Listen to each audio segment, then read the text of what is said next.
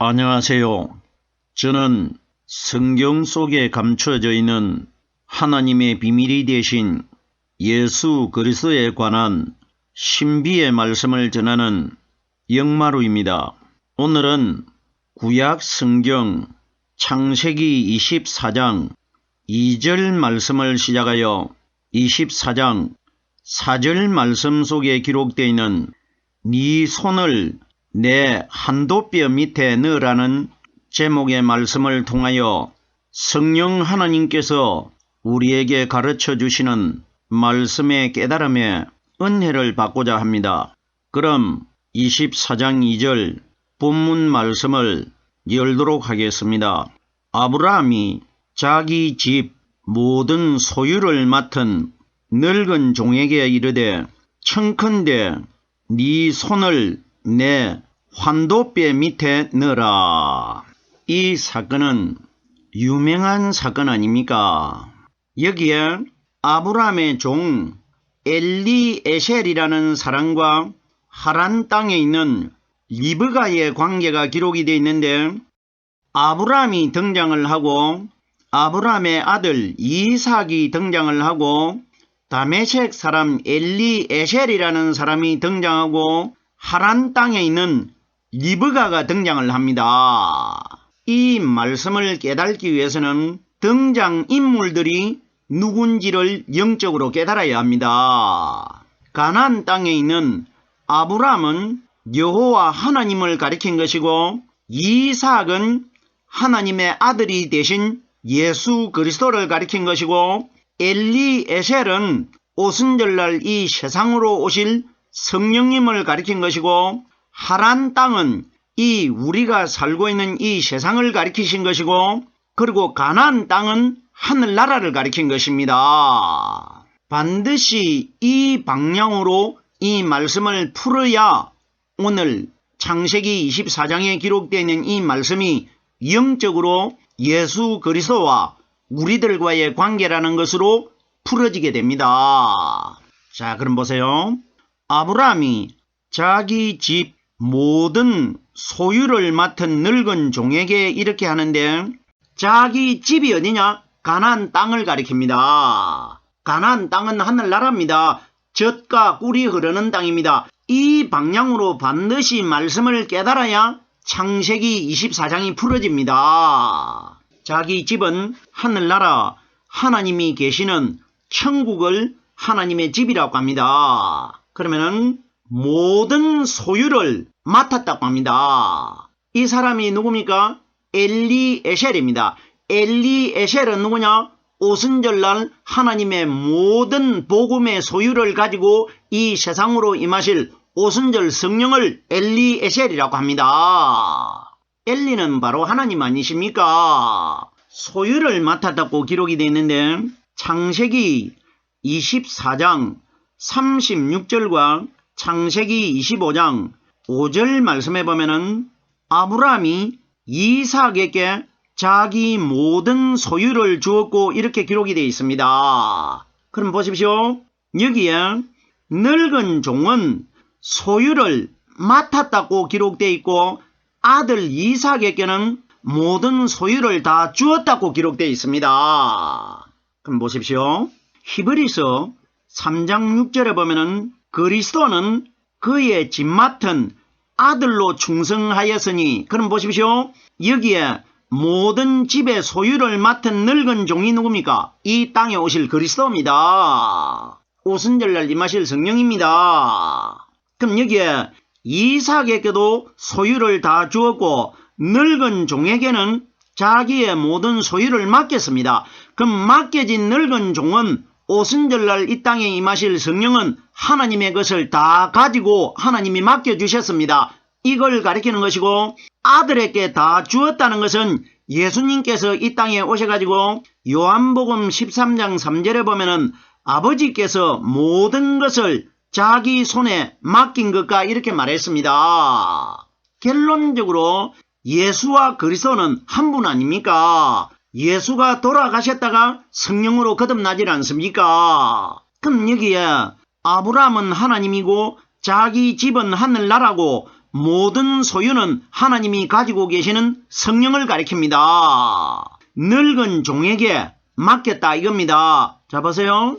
마태복음 12장 18절 말씀해 보면은 보라 나의 택한 종 내 마음에 기뻐하는 바 나의 사랑하는 자로다. 내가 내 성령을 줄 터이니. 자 보십시오. 여기에 늙은 종에게 아브라함이 자기의 모든 소유를 맡겼다는 것은 하나님께서 이 땅에 오신 예수 그리스도에게 하나님의 성령을 다 주실 것이라 이 원리라 말입니다. 이 창세기 24장에 기록되어 있는 이 말씀은 오순절 성령이 이 땅으로 오시는 사건입니다. 오순절 사건입니다. 엘리에셀은 오순절날 이 땅에 임하실 성령입니다.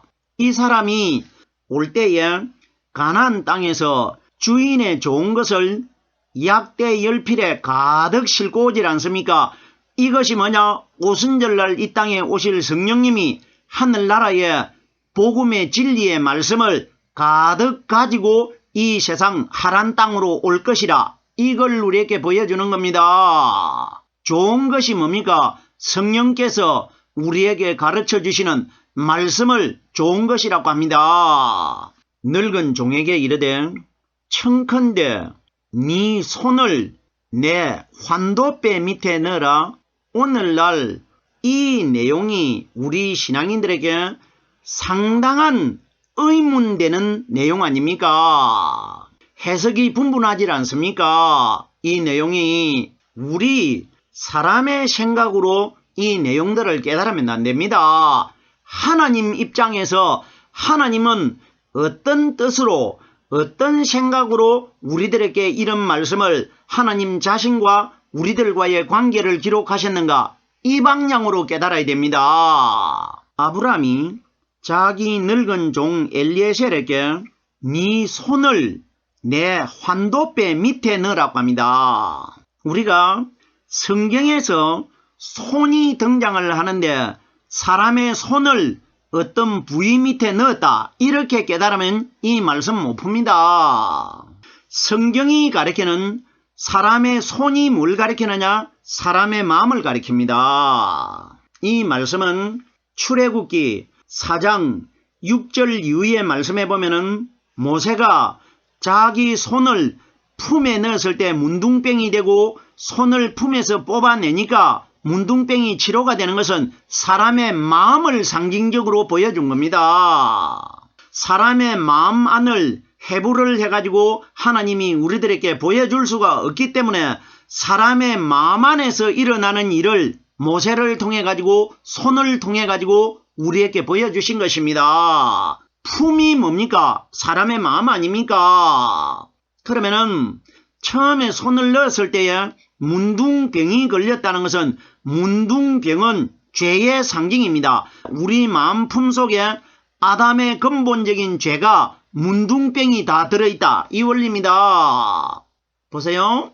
모세가 멀쩡한 손을 넣었는데 문둥병이 걸려버립니다. 이건 뭐냐? 우리 예수님은 죄가 하나도 없이 멀쩡하신 분인데 마리아 몸속에 말씀으로 들어가셨다가 말씀으로 태어나 버렸는데 죄를 짊어지고 태어난단 말입니다. 이것이 마리아 품속에서 멀쩡하게 들어가신 예수님이 문둥병자가 돼서 태어날 것이라 이 원리라 말입니다. 죄가 문둥병 아닙니까? 근데 보세요. 두 번째 품에다가 손을 넣어가지고 뽑아내니까 문둥병이 치료가 됩니다. 이 두 번째는 뭐냐? 문둥병이 걸려있는 죄를 짊어지고 있는 예수님이 무덤 반석 속에 들어갔다가 3일날 살아나올 때에 죄를 벗어버리고 살아나올 것이라 이 원리라 말입니다. 그럼 여기에 정확하게 손이 뭐냐? 사람의 마음입니다. 그럼 이것이 뭘 가리키느냐? 아브라함이 가지고 있는 자기의 모든 성령의 은혜의 복음의 말씀을 오순절날 이 땅에 임하실 성령님에게 전가시키는 사건입니다. 전가시키는 사건. 보라, 나의 택한 종에게 내 성령을 줄 터이니 이 원리라 말입니다. 오순절날 이 땅에 임하실 성령이 바로 하나님이 택한 종이신 예수 그리스도 아닙니까? 그럼 보십시오. 네 손을 하는 것은 내가 가지고 있는 성령의 능력의 말씀을 네가 나에게 다 받아가라. 받아가지고 하란 땅이 되는 세상으로 가라. 이 원리라 말입니다. 네 손을 내 환도뼈 밑에 넣어라. 그럼 보세요. 내 마음속에 들어있는 성령을 내가 너에게 줄 테니까 내 성령을 가지고 이 세상으로 오순절날 가라. 이 원리라 말입니다. 자, 그럼 보세요.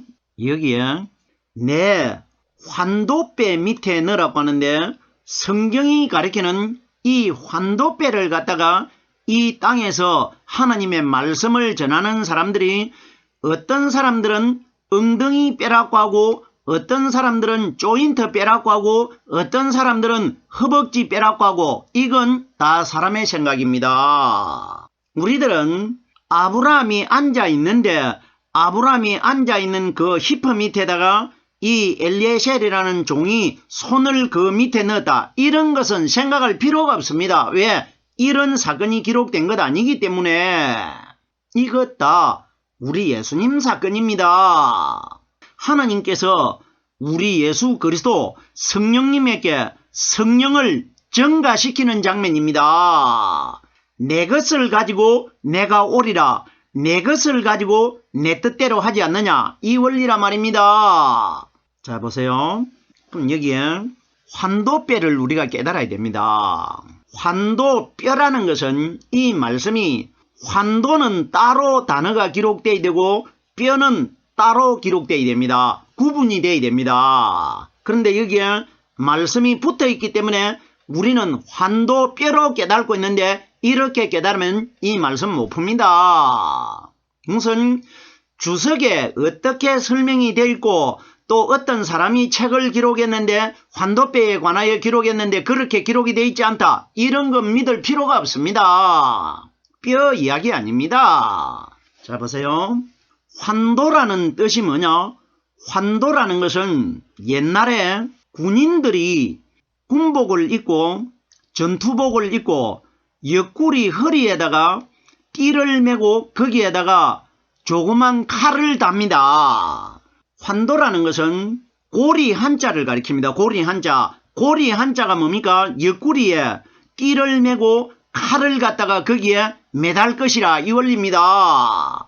고리 한자, 칼도자. 그러면 성경이 가리키는 칼이 뭐냐? 성령의 말씀입니다.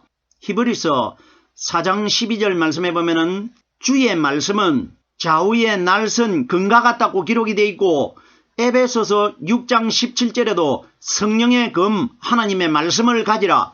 말씀이 칼입니다. 말씀이 환도입니다. 보세요.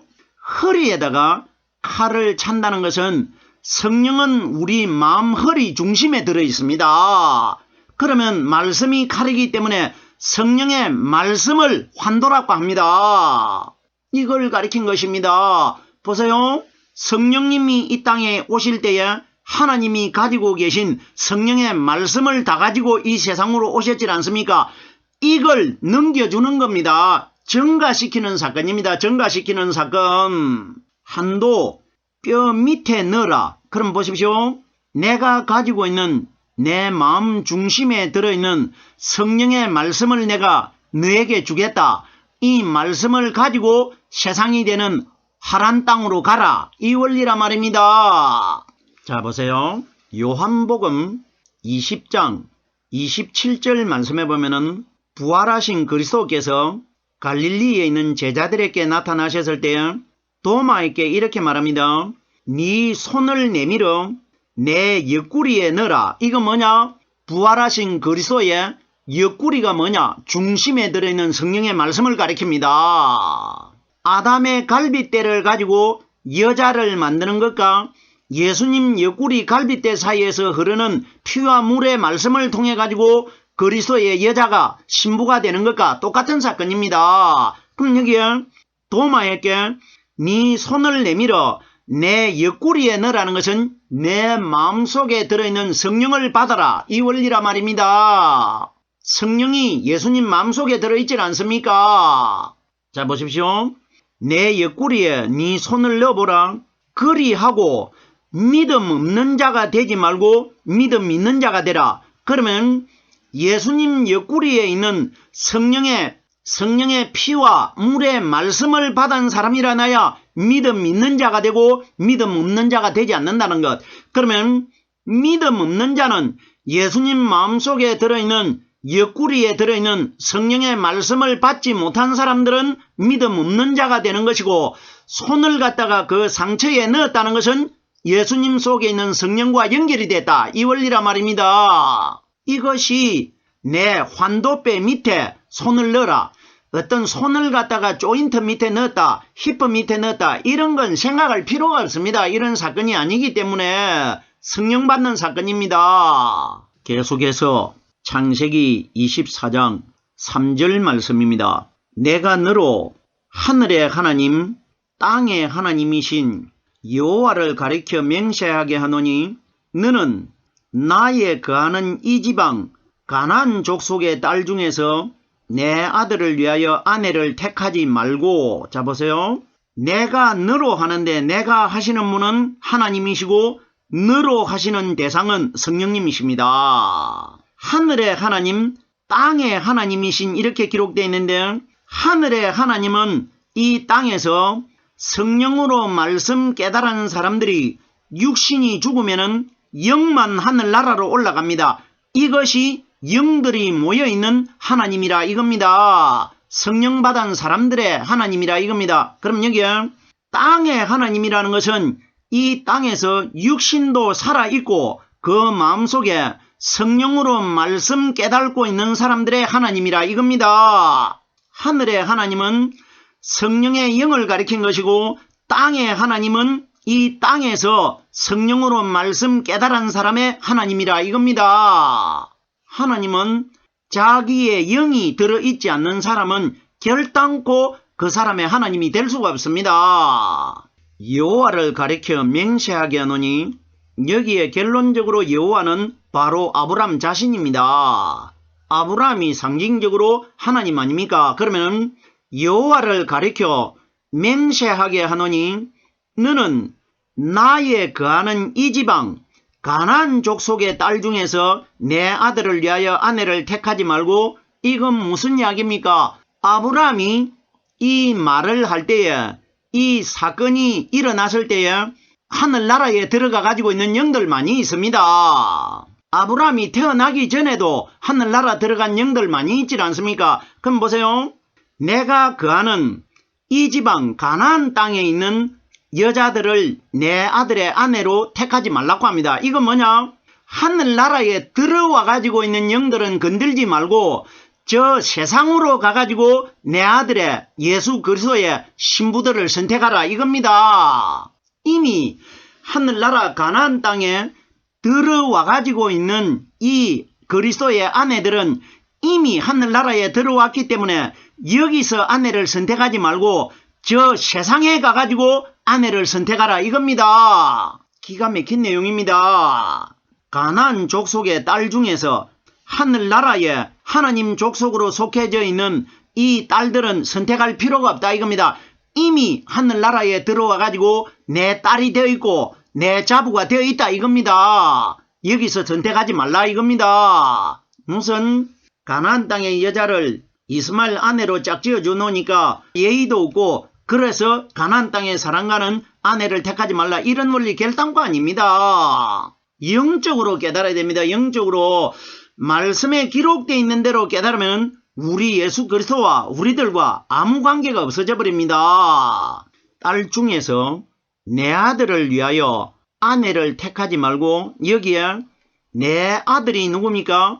우리 예수님께서 요단강에서 성령 세례를 받고 성령이 비둘기 형체로 임했을 때에 하나님이 내 아들이라고 합니다. 그분이 부활하신 그리스도입니다. 그러면은 이삭은 정확하게 부활하신 그리스도의 그림자란 말입니다. 내 아들을 위하여 아내를 택하지 말고, 그러면 결론적으로 이 땅에 마리아 몸속에서 태어나신 분은 어디까지나 마리아의 아들이고 무덤 속에서 성령 기름 부음을 받고 부활하신 분이 하나님의 아들입니다. 그럼 우리는 이 땅에서 하나님의 아들의 신부가 되기 위해서는 마리아 몸속에서 태어나신 율법의 예수를 믿으면은 하나님의 신부가 될 수가 없는 것이고, 무덤 속에서 성령 세례를 받고 부활하신 그리스도를 믿어야 우리가 하나님의 신부가 되는 겁니다. 그리스도와 하나님은 한 분이십니다.